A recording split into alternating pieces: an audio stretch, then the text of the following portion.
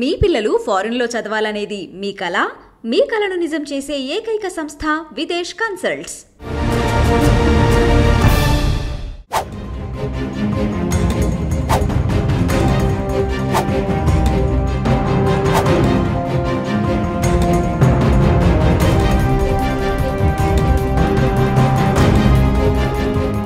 Welcome to crime analysis. Phone tapping కేసులో arrest అయిన మాజీ ఓఎస్డీ రాధాకృష్ణ రిమాండ్ రిపోర్ట్లో చాలా ఆసక్తికర అంశాలు బయటపడ్డాయి. కేవలం తన కోసం కాదు, తన వ్యక్తిగతం కోసం కాదు, పార్టీ కోసమే చేశానంటే బాంబు లాంటి వార్త పిలిచారు. బీఆర్ఎస్ సుప్రీం ఆదేశాల మేరకే ప్రభాకర్ గారు చెప్తే, ప్రభాకర్ ఆదేశాల మేరకే మేము నా టీం అంతా కూడా ఈ విధంగా చేశాం. కేవలం హైదరాబాదే కాదు, సైబరాబాద్, రాచకొండ, నల్గొండలో మా టీములు పనిచేశాయంటూ ఆయన చాలా ఇంట్రెస్టింగ్ అంశాలు చెప్పారు. అంతేకాకుండా ఇప్పుడు ఎలక్షన్లే కాకుండా గతంలో జరిగిన ఎన్నికలప్పుడు కూడా ప్రతిపక్ష పార్టీల ఫోన్లు ట్యాప్ చేశామని, అందుకు అనుగుణంగా అక్కడ జరిగిన డబ్బులు పంపిణీ కూడా తీసుకున్నామని, ప్రతిపక్ష పార్టీలకు సంబంధించిన రఘునందరావు కానీ, టీడీపీ నుంచి భవ్యాస్ ఆనంద్ ప్రసాద్ సంబంధించిన డబ్బులతో పాటు మునుగోడు ఎలక్షన్ డబ్బులు కూడా మేము సీజ్ చేశామంటూ అతను పూస గుచ్చినట్లు పోలీసులకు చెప్పారు.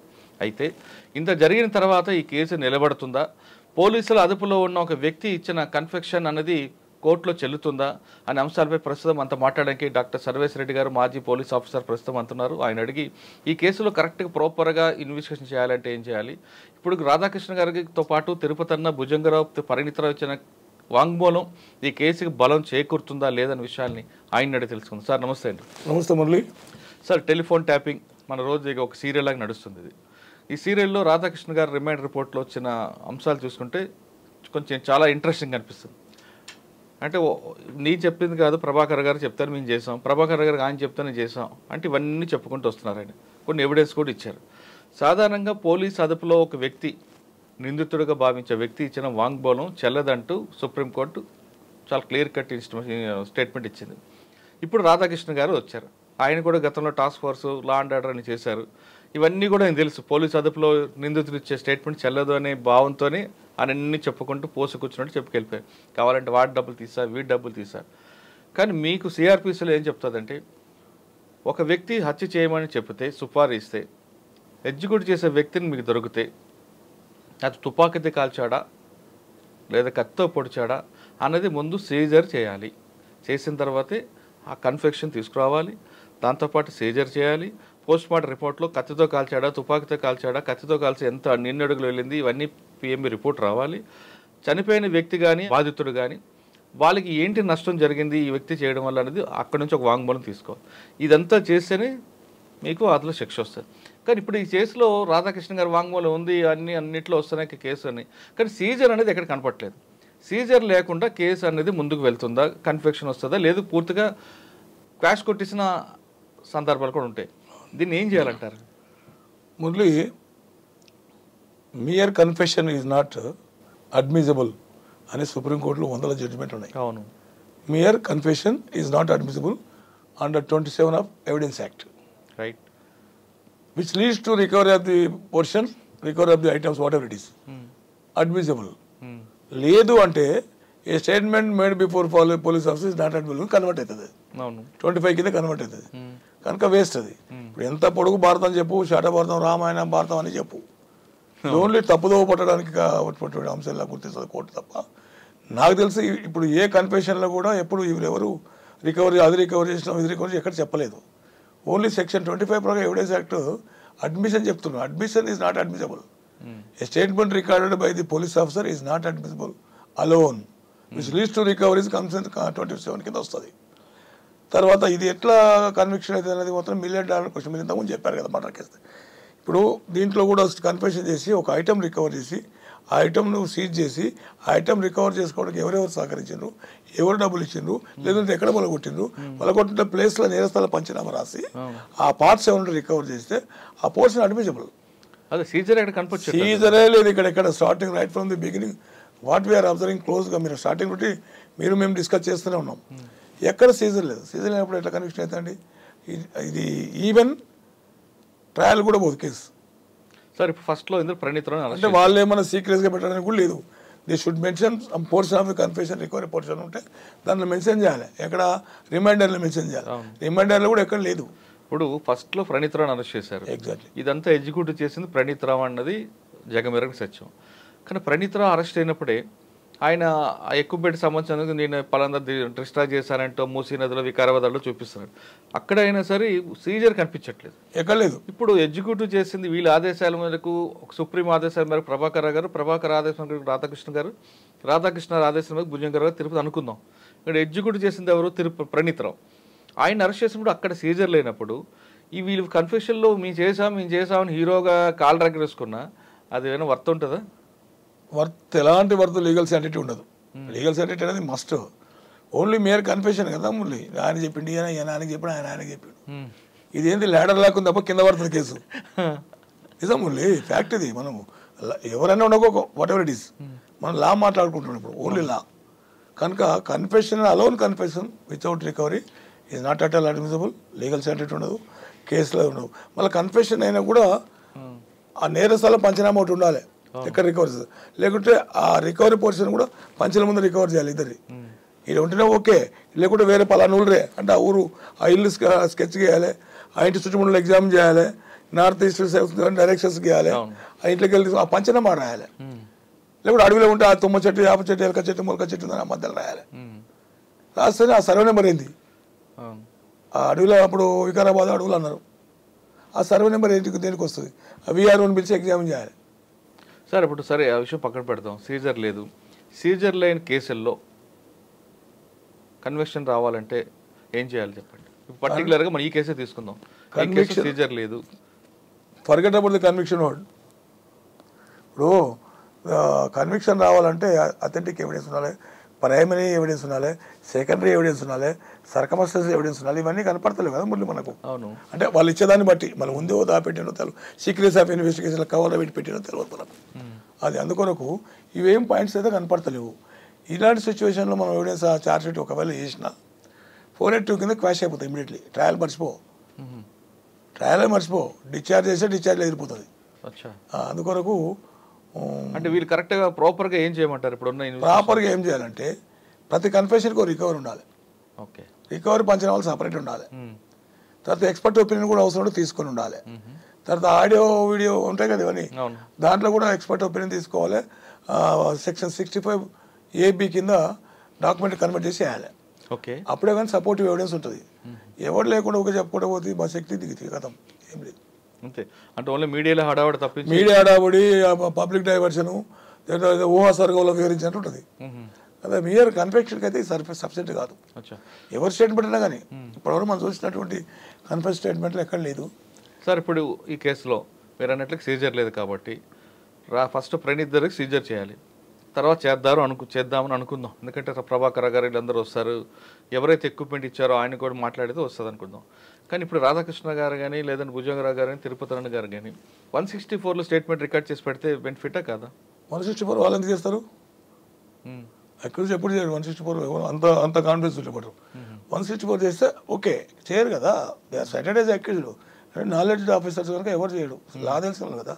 లేమ్యాన్ ఉంటే కదా భయపెడతా పీపెడితే చేస్తారు కదా, ఇక్కడ భయపెట్టిక లేదు, లేమ్యాన్ లేదు. మీరు ప్రతిదీ రికార్డ్ చేసి చేయాలి. ఇది రికార్డ్ చేస్తున్నారో లేదో తెలియదు. In the presence of advocate. ఇప్పుడు ఇందులో అప్రూవర్ లేదంటే విట్నెస్ వాళ్ళు 164 చేయొచ్చా? అప్రూవర్ కోర్టులో అవుతాడు, ఉన్నారు అనుకోండి, విట్నెస్ 164 చేయొచ్చు. కానీ అంత వ్యాలిడేట్ ఉన్న 164 also not authentic, recorded by the magistrate కనుక దట్ పోర్షన్ ఇస్ అడ్మిసిబుల్. కాకపోతే కేసు ఎగిరిపోకుండా కొంచెం ఉంటుంది, ఆగుతుంది. 164 అంటే ఇప్పుడు చూస్తుంటే కేసు హడావడి అంతా కూడా ఓన్లీ మీడియాలో హడావడి తప్పించి దాన్ని పూర్తిగా స్ట్రాంగ్ ఎవిడెన్స్ పెట్టి శిక్ష పడేలా చేద్దాం అనే దర్యాప్తు కనిపించట్లేదు మీకు? అంటే వాళ్ళు ఉన్నదాంతో చేస్తున్నట్టు కనిపిస్తుంది. హడావిడి అని మన ఆట నేను ఎందుకు అన్నాను. కానీ ఇప్పుడు హడావిడి అనే మాట మీరు మాట్లాడితే బాగుంటుంది, నేను మాట్లాడలేను. ఎందుకంటే వాళ్ళ ఉన్న అవైలబుల్ ఎవిడెన్స్తో పోతున్నారు. ఈ available evidence is not sufficient to constitute the offence అనేది నేను చెప్తున్నాను. ఇప్పుడు ఆల్రెడీ సైబరాబాద్లో, నల్గొండలో, రాచకొండలో, హైదరాబాద్లో 4 సెంటర్లు పెట్టామని రాధాకృష్ణ చెప్తున్నారు. ఒక్కొక్క సెంటర్కి ఒక్కొక్క ఇన్ఛార్జ్. కమ్యూనిటీ అనే పదం ఉపయోగించారు, కమ్యూనిటీ బేస్ చేసుకొని పెట్టామన్నారు. మరి తిరుపతి వాళ్ళ కమ్యూనిటీ కాదు కదా, మళ్ళీ ఉన్నాడు ఆయన వాళ్ళ కమ్యూనిటీ కాదు కదా. Why is dragging name of community అనేది అంటే దానికి ఒక వెర్షన్ ఏమంటున్నారంటే ఆ కమ్యూనిటీలో ఒక సింపతి తీసుకురావడానికి ఆ పదం వాడారు అంటున్నారు. వాస్తవం అంటారా? సింపతి తీసుకొచ్చి 5 ఏళ్ళు ఎలక్షన్, ఇప్పుడు సింపతి తీసుకొచ్చి ఏం చేస్తాడు? సింపతి ఇప్పుడు తీసుకొస్తారు కాదండి, ఆయనకి వ్యక్తిగతంగా మా కమ్యూనిటీ కోసం ఈయన వీరోచితంగా పోరాడాడు అని చెప్పుకోవడానికి అట్లను ఓకే మేబీ మరి వీళ్ళతో పోరాడినాడు మరి సుప్రీం పేరెంట్ సుప్రీం అని చెప్తాడు మరి what investigation is doing that supreme అంటే ఎవరని చెప్పరా అవును ఏందా సుప్రీం అంటే గాలి ఈ చెట్ట పుల్లనా చెప్పాలి కదా బీఆర్ఎస్ పార్టీ సుప్రీం అంటున్నారు కదా సుప్రీం అంటే దేర్ ఆర్ మోర్ సుప్రీమ్స్ ఒకరు లేరు అంటే పార్టీకి సుప్రీం ఒకరే ఉంటారు కదా లేరు ఆ పేరు చెప్తే ఒకడు లేదంటే సుప్రీం ఎనీబడి ఎనీ లీడర్ సుప్రీంస్ అని కూడా సుప్రీమే సుప్రీం అల్లుడు కూడా సుప్రీమే సుప్రీం కొడుకు కూడా సుప్రీమే సుప్రీం బిడ్డ కూడా సుప్రీమే అంబిగ్యూటీ. ఎందుకంటే రాధాకృష్ణ కేవలం కమ్యూనిటీ పేరు వాడి తిరుపతి కానీ గట్టుమల్లిని కూడా అందులో ఇన్వాల్వ్ చేశారు. మరి కులం మార్చడే మన అది కూడా తిరుపతి అన్న ఇస్ గుడ్ ఆఫీసర్, డౌట్ లేదు. వీళ్ళందరూ భుజంగరావు కూడా గుడ్ ఆఫీసరే, రాధాకృష్ణ అందరు గుడ్ ఆఫీసర్సే. వాళ్ళ కమ్యూనిటీ స్ట్రాంగ్ చేసి వాళ్ళ అధికారాన్ని సుస్థిరం చేసుకొని మళ్ళీ మూడోసారి ప్రభుత్వం రావడానికి మేము చేసిన కృషి అని చెప్పింది కదా. కానీ అదంతా oral, where is the document evidence లేదు కదా. సార్ ఇప్పుడు ఈయన ఇచ్చిన రిపోర్ట్ తీసుకొని రేపు నెక్స్ట్ ప్రభాకర్ గారు వస్తారు. ఈయన బాల్ తీసుకుని ప్రభాకర్ కోర్టులో పెట్టారు. ప్రభాకర్ గారు దాన్ని అడ్మిట్ చేస్తారా లేదంటే నాకు తెలియదు అని చెప్తే ప్రభాకర్ రావు ఉన్నది ఏంటంటే మరి దేర్ ఇన్ ద మ్యాటర్. వీళ్ళు ఎవరు ముందర పోతలేరు కదా. ప్రభాకర్ రావు అక్కడికి వచ్చి బ్రేక్ వేస్తున్నారు. అసలు బ్రేక్ ముందర ఉంది, ఆడికి పోతలేరు. అసలు జరిగింది చేసి కర్త కర్మ క్రియ ముందలున్నాడు. ఒక ఇంట్లో ఒక పెద్ద మనిషి ఉంటే ఆయన పిల్లలు ఇంట్లోనే ఉంటే ఆయన పిల్లలు లంగ పని చేసేది ఆ పెద్ద మంది తెలియకుండా ఉంటుందండి. మీతో ఎట్లా చేస్తాడు? చెప్పినా కూడా నాట్ అనిపించబోదు అది. సార్ ఇప్పుడు ప్రభాకర్ గారికి సుప్రీంకి మధ్యలో ఇంకొక ఆఫీసర్ ఉంటారు. అవును, ఆఫీసర్ని ఎందుకు రెస్పాండ్ అవ్వట్లేదు ఇందులో? ఎందుకంటే ఆ టైంలో ఆయన ఇంటెలిజెన్స్ చీఫ్గా చేశారు, డీజీపీగా చేశాడు, మన సిటీ పోలీస్ కమిషనర్గా చేశాడు. ఈ లింక్లో ఆయన పేరు రాకుండా ఆయన తెలియకుండా ఏది జరగదు. ఒకవేళ జరిగిందంటే ఆయన అసమర్థంగా మనకు చెప్పుకోవాలి, అంతే కదా. జరిగిందనే పదం ఆయనకు తెలియకుండా జరిగితే ఆయన అసమర్థతే నాకు తెలుసుకోవాలి. ఎందుకంటే నా ఇంట్లో నాకు తెలియకుండా జరిగిందంటే నేను ఫెయిల్యూర్ అని అర్థం కదా. అంటే ఫెయిల్యూర్ అని పోలీసులో జరగదు ముందు. ఎట్లా నాకు తెలియకుండా జరిగింది అంటే నువ్వు సుప్రీమే కావు. అవును, అన్ఫిట్ టు బి కంటిన్యూ అప్పుడే కావాలి. తెలియకుండా జరగదు, తెలిసే జరిగింది, ఆయనే చేయించింది. ఇది వేరే లెవెల్ లేరు. మరి ఆయన వైపు ఎందుకు జరగట్లేదు ఇన్వెస్టిగేషన్? ఆడ మళ్ళీ ఇది ఇక్కడనే ఉంది గేమ్. అక్కడ ఎందుకు పోతలేదు? మీరు మంచి క్వశ్చన్ వేస్తారు. గేమ్ ఇక్కడనే ఉంది. ఇప్పుడు వీళ్ళ స్టేట్మెంట్లు బట్టి చూస్తే అర్థమైపోతుంది. ఆడుకొని ఆగుతుంది. ప్రభాకర్ రావుని ఒక్కరిని టార్గెట్ చేసి ఆడితే మీరంతా పోయినా చెప్పారని నేను చూసుకుంటా, నేను ప్రొటెక్ట్ చేస్తాను అని చెప్పి కూడా ఆ మహానుభావుడు ఇంటర్నల్గా ఆల్రెడీ చెప్పి ఉంటాడు. ఎందుకంటే is having lot of skills. Which craft అంటే మంత్ర విద్యలు చాలా ఉన్నాయి ఆడ. ఆ విద్యలు ప్రయోగిస్తాడు. ప్రయోగించి వీళ్ళందరినీ నాశనం చేసి మళ్ళీ మిమ్మల్ని ప్రొటెక్ట్ చేస్తా, మళ్ళీ నీకు నౌకరిస్తా, ప్రమోషన్ ఇస్తాను కూడా చెప్పి పెడతాడు. ఇప్పుడు ఆయన చేతులు పవర్ లేదు కదా. పవర్ లేకుంటే పవర్ పాయింట్లు ఉన్నాడు కదా. పవర్ పాయింట్ ఉన్నాడు మరి ఎట్లా మురళి?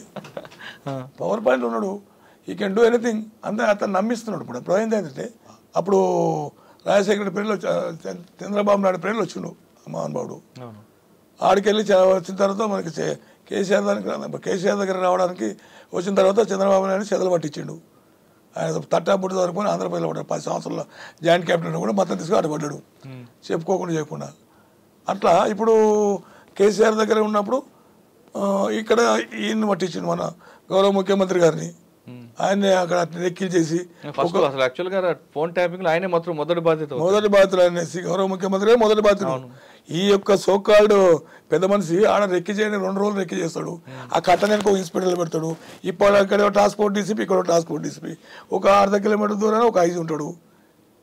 ఎట్లా దొరికరా అని పట్టుకుంటే దొరికరా ఇంకా అన్న మాటలు కూడా మాట్లాడాడు. మరి అలాంటి పెద్ద మనిషికి ఇలాంటి సౌకర్యం దొరికిందంటే $1 మిలియన్ ప్రశ్న. అమలు అంతర్యం ఏందో అర్థమైతే లేదు. కాకపోతే ఏంటంటే బ్యాడ్ సిమ్టమ్స్ ఇవన్నీ. ఇప్పుడు తప్పు చేసినాడు శిక్షకు గురి కావాలి. నేనైనా సరే ఏ తప్పు చేయకుండా నన్ను చిత్రహింసలు పెట్టిన రోజులు ఉన్నాయి. ఛాలెంజ్ చేస్తా అని చెప్పా మురళి, ఛాలెంజ్ చేస్తా. హైకోర్టు సుప్రీంకోర్టు జడ్జితో ఏమంతో పెట్టా లేదని పేకు అట్లా చేసేటువంటి సృష్టికర్త. ఇప్పుడు ఆ రోజుల్లో కూడా నా టెలిఫోన్ ట్యాప్ అయింది, మొన్నటి వరకు అయింది. ఈ మొన్నటి వరకు కూడా అప్పుడు నేను హైకోర్టులో వేసిన నా టెలిఫోన్ ట్యాప్ చేస్తున్నాను, నాకు ప్రాణభయం ఉందని. 9175 రిట్ 2013 రిట్ వేసిన. ఆ పెద్ద మనిషి పేరు మీద రిట్ వేసిన. వేస్తే అది ఫుల్ ప్రొటెక్షన్ ఇవ్వండి, ఫుల్ ప్రొటెక్షన్ అని రాస్తే నేను అప్రోచ్ డీజీ. ఈ ప్రొటెక్షన్ లేదు కానీ ఆర్డరే నాకు ప్రొటెక్షన్ అయింది. లేకుంటే సుదర్శక్తులు ఎన్నో ఉండి వెళ్తున్నా. మన గతించిన వ్యక్తి కూడా పార్ట్ ఆఫ్ ది క్రియేషనే. అటువంటి శక్తులు ఎవరని చెప్తే ఎంతసేపు మురళి? అట్లా నేను భయపడే క్యారెక్టర్ కాదు, కానీ చెప్తున్నా వీళ్ళంతా సార్ ఇప్పుడు ఈ గవర్నమెంట్లో ఆయన మంచి పొజిషన్ ఉన్నారు. ఒకవేళ ఈ గవర్నమెంట్లో కాకుండా నెక్స్ట్ 5 years తర్వాత లేదంటే ముఖ్యమంత్రి గారు మారిన తర్వాత కూడా ఆయనే పవర్లో ఉంటారా? అంటే ఏ గవర్నమెంట్ వచ్చినా ఆయనే పవర్లో ఉంటాడా? షికారు నేర్చిన కుక్క బొక్క ఇక్కడ ఉంటే అడిపోతుంది. నెక్స్ట్ ఇక్కడికి బయట పోదనుకుందాం, ఒకవేళ పవర్ పోతే మళ్ళీ తల్లి జంప్ అయిపోయి మళ్ళీ ఇక్కడ ఏమేమి చేసిండు అని మొత్తం రికార్డింగ్ సెక్షన్ ఉంటుంది. ఆయన రకరకాల ప్లేసులు ఆయన మనసులో ఉన్నారు. ఇప్పుడు వేరే వాళ్ళు ఎవరు లేడు, అలా తీసుకొచ్చి అడబెట్టారు. ఎస్ఐబి డైరెక్ట్గా under control of the DG. ఆ రోజుల్లో ఎవరు డీజీ ఉంటే వాళ్ళే.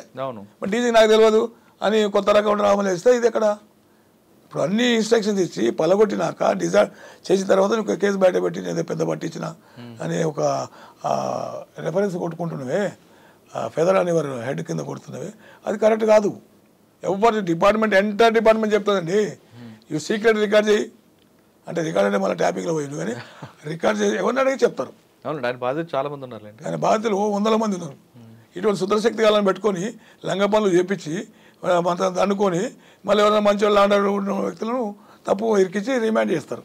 ఓకే సార్, ఒకసారి మన కేసు గురించి వెళ్తాం. ఓకే, ఈ కేసులో సీజర్ లేదని మనకు విషయం చాలా క్లియర్గా తెలుస్తుంది. మీరు అన్నట్లుగా ఇన్వెస్టిగేషన్ అంటే డిఫెన్స్ వాళ్ళకి ఏమాత్రం అవకాశం కూడా కొంచెం సీక్రెట్ పెడితే పెట్టొచ్చేమో.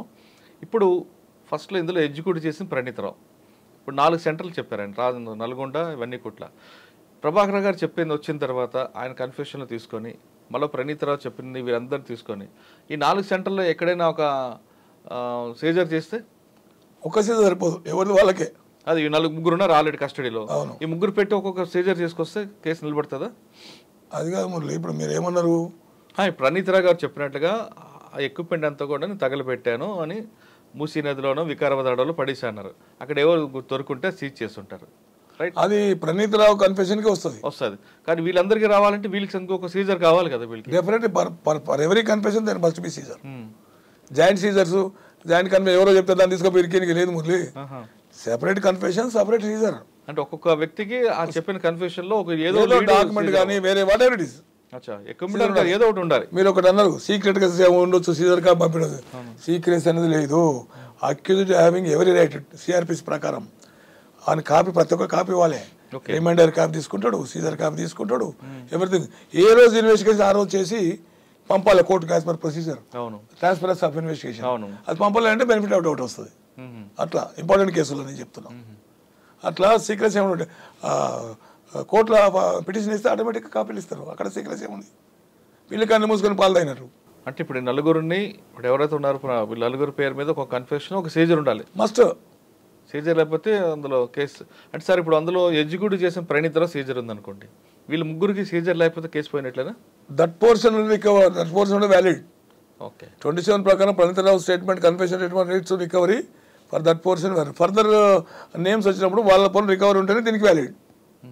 ఈయన చెప్పిన పదాలు ఇక్కడ చెప్పిన ప్రాపర్టీస్ వాళ్ళతో ఉన్నాయి అంటే వాళ్ళు అరేంజ్ చేసి అది రికవర్ చేస్తే కనెక్టివిటీ వస్తుంది, లేకుంటే రాదు. ఇప్పుడు ఇన్న రిమైండర్లో చూస్తే అది గుడ్ వర్క్ కింద వస్తుంది, బ్యాడ్ వర్క్ కింద రాదు. రికవర్ చేసి ఎలక్షన్ అప్పుడు అన్ని డబ్బులను రికవర్ చేసినాం, అది రికవర్ చేసినాం. టెలిఫోన్ ట్యాపింగ్ ఇన్స్ట్రుమెంట్ అప్పుడు ఎవిడెన్స్ లేదు కదా, దానికి ఎట్లా చేస్తావు నువ్వు? అక్కడెక్కడ వారి రికవర్ చేయాలి కదా ఏదో పోర్షన్స్. సార్ అందులో సీజర్లో రికవరీలో మీరు అన్నట్లుగా ఎక్విప్మెంట్ రికవర్ అయింది అనుకుందాం, విక్టిమ్ ఎవరు ఉండాలి కదా ఎక్కడ? ఒక్కొక్క దీంట్లో ఒక్కొక్క కేసులో మస్ట్ ఆ విక్టిమ్ స్టేట్మెంట్ కూడా మస్టే కదా. వీళ్ళందరూ స్టేట్మెంట్ రికార్డ్ చేయాలి. ఎవరిది? రాజగోపాల్ రెడ్డి గారు స్టేట్మెంట్ రికార్డ్. ఎవరు బెనిఫిషియర్, ఎవరు విక్టిమ్ అనేది must. Victim statement must. Victim statement must ఉండాలి. అక్కడ పైసలు పట్టుకున్నారు కదా, మీరు డినై చేస్తారు, ఎవరు నాది అని చెప్పరు. డినై చేయడం వల్ల విక్టిమ్ కింద ఎట్లా వస్తాడు? రాడు. దోజు ఎవరి పొజిషన్లో వాడే చెప్పుకోవాలాడు, లేదంటే ఫ్రీజ్ అయిపోతాడు. ఆల్రెడీ ఇద్దరు పేరు 3 పేర్లు చెప్పారు. ఒక దగ్గర ₹1 కోటి, ఒక దగ్గర 3 కోట్లు రికవరీ పట్టుకున్నా సీజ్ చేస్తాం. వాళ్ళు ఆల్రెడీ అరెస్ట్ ఎఫ్ఐఆర్ కేసులో వాళ్ళ మీద ఎఫ్ఐఆర్ ఉంది. వాళ్ళ రిపోర్ట్ తీసుకోవచ్చా? వాళ్ళ వాంగ్మూలం పనికొస్తుంది అంటారా? ఎవరిది? ఈ 3 పేర్లు. ఈ 3 పేర్లు కొరాపరేషన్ కింద పనికొస్తుంది. డబ్బులు పంచుతున్నాం, డబ్బులు వచ్చి పట్టుకున్నాం, ఇచ్చినాం చెప్తారు తప్ప అది in what way disconnected tapping point of వ్యూలో ఎవిడెన్స్ కావాలి. ఇది question case is telephone tapping. అవును, cell phone tapping, telephone whatever tappings, digital transfer also tapping కింద వస్తుంది. మళ్ళీ ఇక్కడ ఎక్కడ ఉంది? లేదు కదా.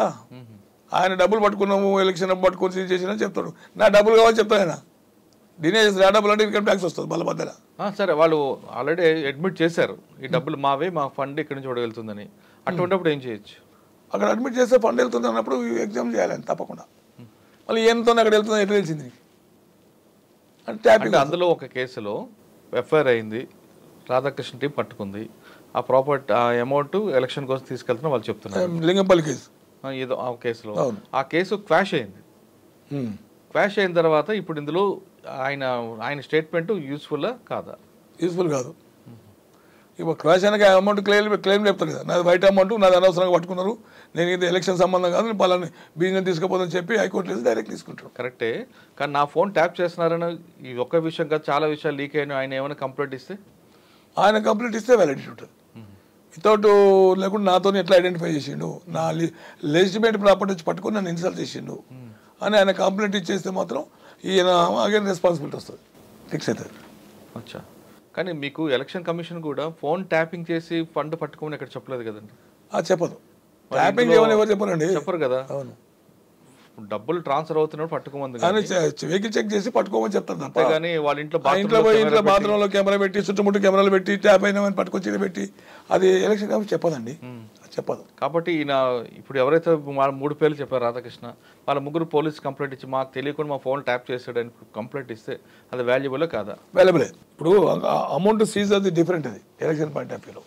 ఈ ట్యాప్ చేయడం అనేది వాళ్ళు చెప్తారు కదా, వాల్యూటీ ఉంటుంది, వాల్యుబుల్ ఉంటుంది. ట్యాప్ చేసి పట్టుకున్నాను ఆల్రెడీ ఇచ్చాడు కదా రిపోర్ట్, ఈయన ఇచ్చిండు రాధాకృష్ణ, కానీ వాళ్ళ స్టేట్మెంట్ రికార్డు కొరాపరేషన్ వస్తుంది. ఓకే, వాళ్ళు డినై చేస్తే అట్లా కాదు. అందుకని సార్ ఫైనల్గా చెప్పండి, ఈ కేసు ప్రాపర్గా వెళ్ళాలి అంటే ఒక శిక్ష పడే విధంగా వెళ్ళి ఇంకొక వాళ్ళు ఇటువంటి పని చేయకుండా మెసేజ్ పోవాలంటే ఏం చేయాలి? లేదు ఇది కేవలం మీడియాలో హడావడి చేసి కొంతకాలంకి టుస్ట్ అనిపిస్తే ఏం చేయాలి? దీపావళి టపాసులకు చూస్తుంటే కథం అయిపోతుంది అనుకుంటే మాత్రం వేస్ట్. శిక్ష పడాలి చేయాలనుకుంటే మాత్రం ఇన్వెస్టిగేషన్ ప్రాపర్ లైన్లో పోవాలి. ఇప్పుడు డాక్యుమెంట్ ఎవిడెన్స్ ఉంటుంది, ఇట్లా సర్కమస్ ఎవిడెన్స్ ఉంటుంది, ఐ విట్నెసెస్ ఉంటారు, కొరాబరేటివ్ ఎవిడెన్స్ ఉంటుంది, ఇవన్నీ కూడా రికార్డ్ చేయాలి. చేస్తున్నచ్చు అనుకుంటా, ఎందుకంటే వాళ్ళంతా ఇన్వెస్టిగేషన్ సుప్రీం స్పెషలైజేషన్ పర్సన్స్నే పెడతారు జనరల్గా. 4 నెలలతో ఒక డీసీపీ సూపర్వైజర్ నడుస్తుంది కనుక వాళ్ళు గైడ్ చేస్తారు ప్రాపర్గా అని మనం ప్రెజ్యూమ్ చేయాలి. కానీ రాధాకృష్ణ గారు అంత ఓపెన్గా చెప్పడం ఏమైనా కారణం ఏమనుకోవచ్చు? రాధాకృష్ణ బాల్ అక్కడ పక్కేసిండు, ఆయన కనెక్షన్ ఎట్లుంటుంది ఈయనకు రాధాకృష్ణకు, సుప్రీం అనే కనెక్షన్ వాడు పెట్టాడు కదా, సుప్రీం వాడు ఆయన చెప్తే ఆయన ఈయన చెప్పినట్టు, మళ్ళీ ఈయన ఆయన చెప్పిండు ఆయన చెప్పినట్టు ఇట్లా కాదు కదా. మళ్ళీ ఇంకా వచ్చి మళ్ళీ బాల్ ఇక్కడ ఆగింది.